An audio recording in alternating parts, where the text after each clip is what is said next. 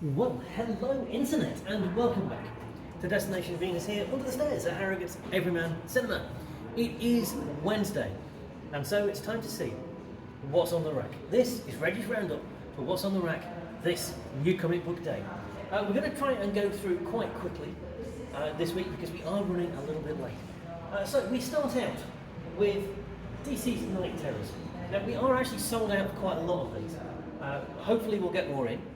But just to underline the virtues of ordering in advance, everybody who ordered in advance has definitely got what they asked for. It's an interesting way to spend the summer, basically. For the next 2 months, most of DC is going to be locked in the nightmare realm.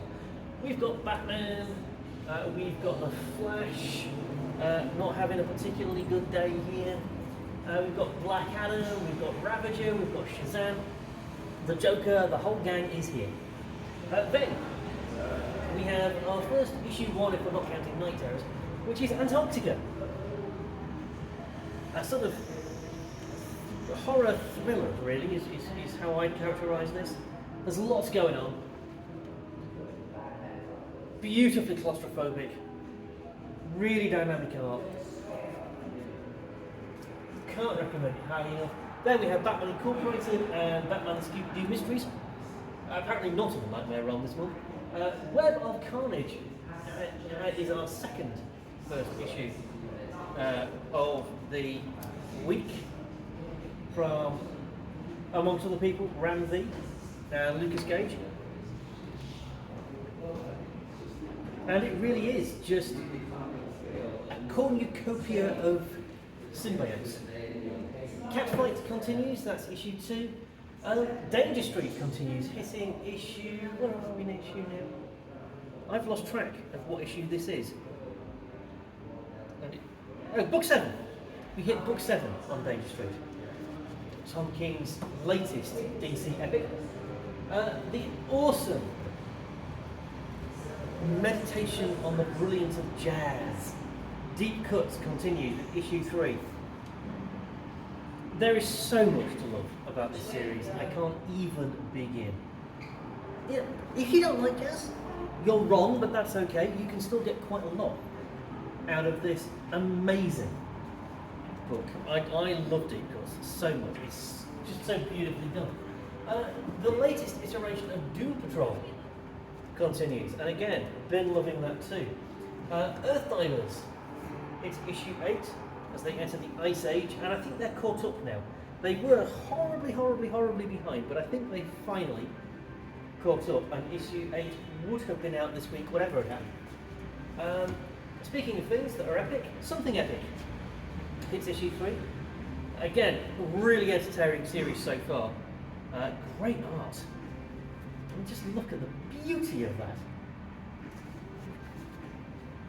Then we have another issue 1, somewhat controversial, I think it's fair to say. This is Fallen Friend, the death of Ms. Marvel. Controversial for many reasons. Nobody's happy that Ms. Marvel's been killed. Look at all those tears. See?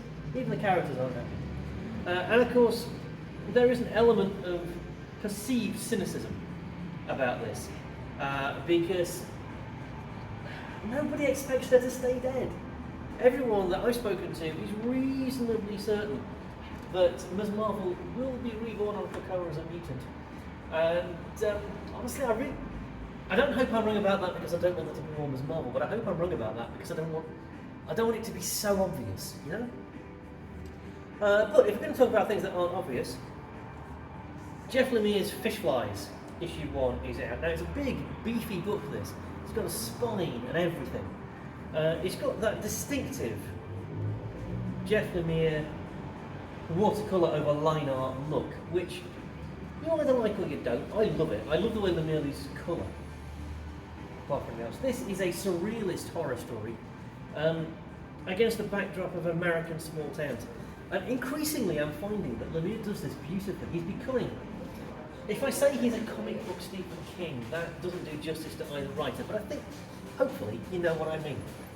Then, as we continue with part 1 here, Ghost Lord, it's issue 3.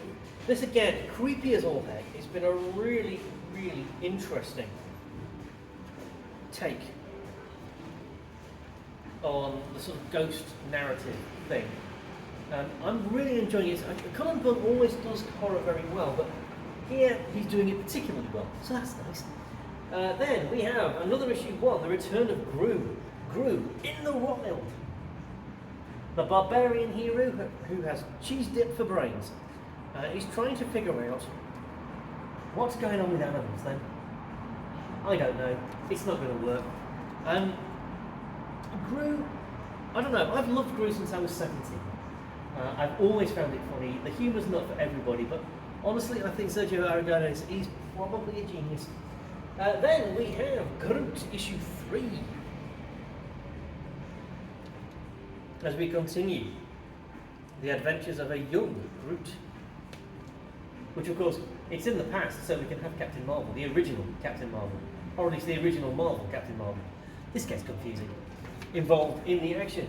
Then we have Hold Me to the End, with some beautiful, beautiful artwork by Andrew Muti of, oh,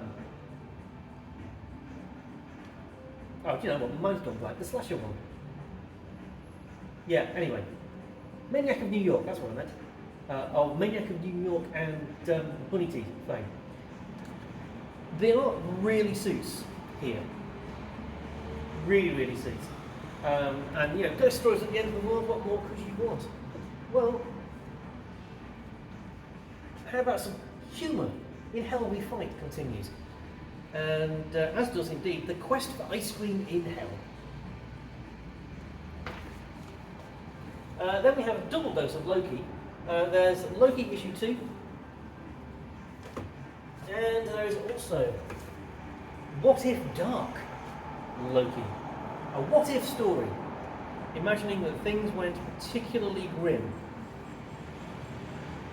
Not particularly for Loki, but you know, what if Loki got Thor's hammer? Then we have another giant-sized issue. This is Moon Knight 25, which is self-proclaiming itself to be enormous. It does have a spine.